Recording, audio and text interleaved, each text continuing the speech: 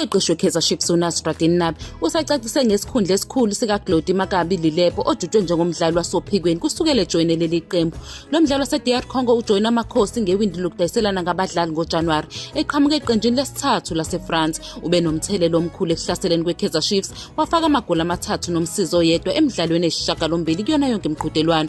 Yize etshalwe njengomdlali wasophikweni, kuqubuka imibuzo mayelana neqhaza eliyinhloko likaLelobo, okuke kube nokudideka kwesinye isikhathi ukuthi ungumdlali odlala enkabeni yenkundla ohlaselayo noma ungumdlali wasophikweni. Emva kokudlala ngokulingana kwamakhosi neCape Town City FC emdlalweni weBetway Premiership eFNB Stadium ngoLwesithathu, umqeqeshi weChiefs uNabi ucacisile ukuthi indawo yokuqala kaLelobo ungumdlali wasophikweni. Nokho uNabi uvumile ukuthi uLelobo ukhombise ukuguquguquka njengoba eke wadlala njengomgadli, ikakhulukazi ngesikhathi eseqembini lakhe lakudala.